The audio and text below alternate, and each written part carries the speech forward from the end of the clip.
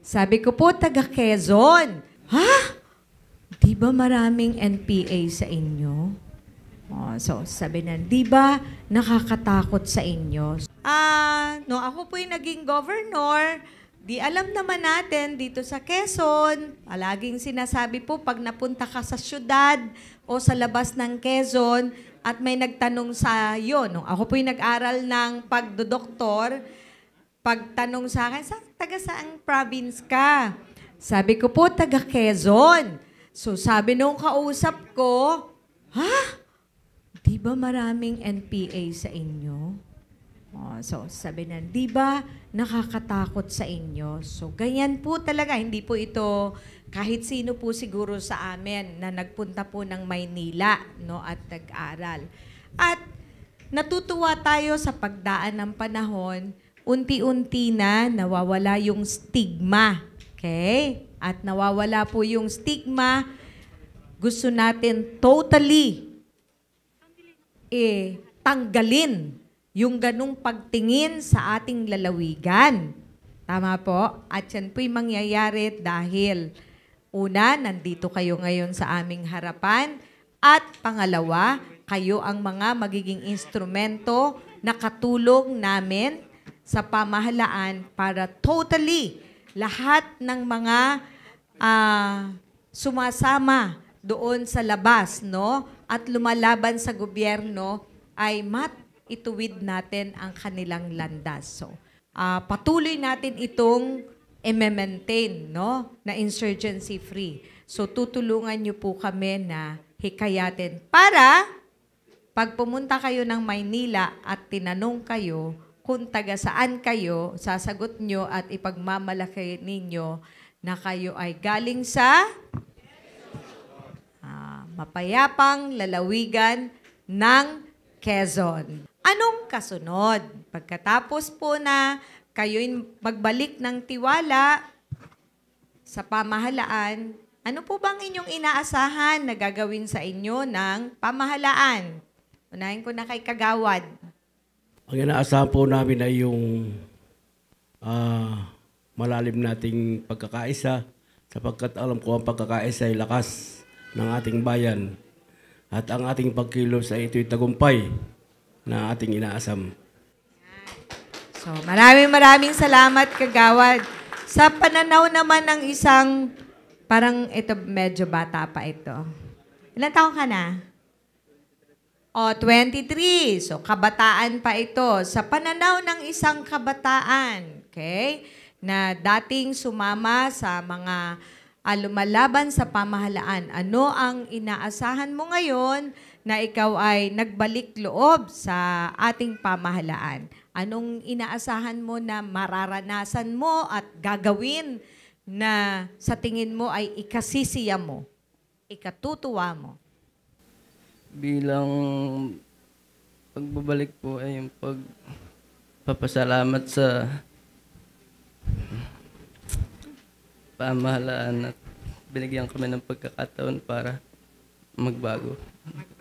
Mas malalim na pag-isip kung papaano po kayo aalalayan na tumayo sa mga sarili niyong paan, no? Ibig sabihin, nandito ang iba't ibang ahensya ng gobyerno, okay?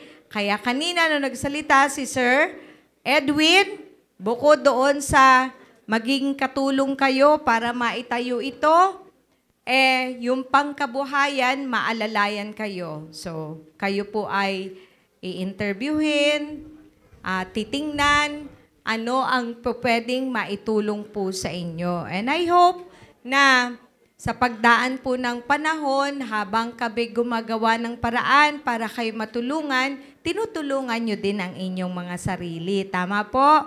So, ito pong halfway house, nakita po ninyo sa harapan yung drawing. Nagbigay po ang DILG ng paunang pondo. Okay, so na yan po. Nandoon po yun. Ginagawa na yata o gagawin pa lang. Pero, nung nag-usap-usap po kami ni na Mayor, ni na General ng AFP, ng PNP, at naisip ko, sabi ko, baka hindi naman halfway house ang gusto ninyo. Siyempre, kultura ng Pilipino, di po ba gusto natin kahit na barong-barong ang tahanan pero may sarili kang tinitirahan. Tama po, no? Kaya po na-conceptualize sa amin pong pag-uusap-usap na baka naman mas maganda na bigyan natin sila ng maayos na matitirhan. Saan po tayo kukuha ng pampagawa? Sa ngayon po, wala. Okay? Wala po kaming pera na pampagawa niyan. Kung pondo ng pamahalaang panlalawigan, talagang kulang na kulang sa dami ng pangangailangan. Kaya po, naging balikatan. Ibig sabihin, pagtutulong-tulungan nating lahat. Okay?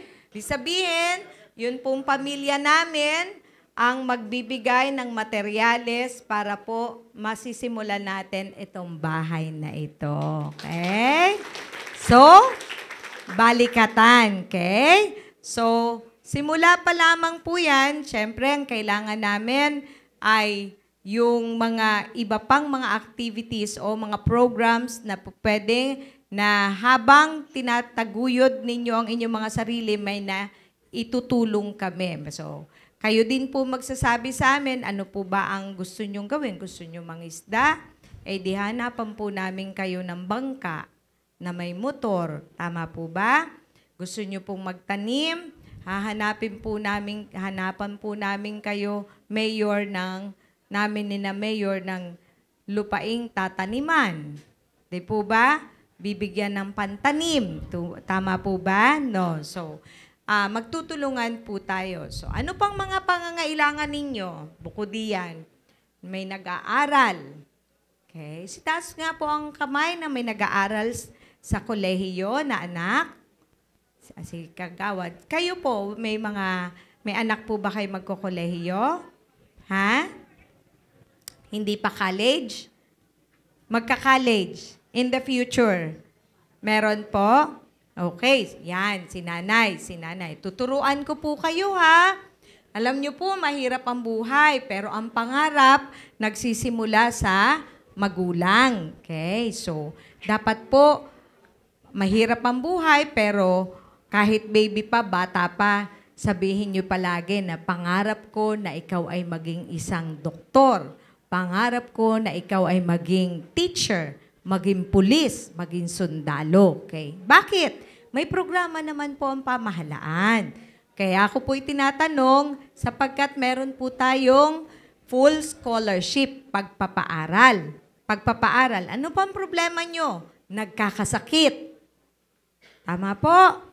Di may iwasan, lalo na kung tumatanda. Okay. So, may programa din po tayo para sa mga nagkakasakit. Sa ospital po ng pamahalaang panlalawigan, Claro M. Recto, QMC, wala po kayong binabayaran. Okay? So, libre po yun. Pagka ang sakit, hindi kaya sa mga ospital na yan, kami din po naghahanap kung saang ospital po kayo dinadala. Pati doktor na titingin sa inyo. Sa katunayan, yung isa pong sumuko sa Tagkawayan, may bukol, babae yata yun. Ooperahan po nung anak ko na Sorehano, surgeon, ngayong week na to. Okay? Wala po siyang gagastusin doon. Ihahatid papunta sa ospital, ihahatid papunta pabalik sa Tagkawayan. Door to door. Gusto nyo door to door? Permanenteng trabaho. Kaya nga po, ito uulitin ko. Kayo ang tinatanong, anong trabaho ang gusto ninyo? Pagka nagtatanong kasi ako, sagot sa akin kahit ano po. Okay. Sasabihin nyo po, pwede po ba kayo mag-construction workers ang lalaki? Pwede po ba? Pwede. O, diba, hahanapan po namin kayo ng a-applyan ninyo. Kung gusto nyo matutong mag-drive, gusto nyo nang matutong mag-electrical, ang babae gustong matutong mag-manicure, gustong matutong maggupit, gustong matutong magluto. Lahat po yan may kasagutan. Tama? Naniniwala po kayo na lahat ng problema may katugunan? Ayan, thank you dahil naniniwala kayo. So sa inyong lahat, nagpapasalamat po ako sa inyong tiwala at kumpiyansa na ibinigay sa pamahalaan. Palakpakan nyo naman ang inyong mga sarili. So, ang amin pong tungkulin ay patunayan sa inyo na hindi kayo nagkamali sa inyong desisyon. Magandang umaga po sa inyong lahat.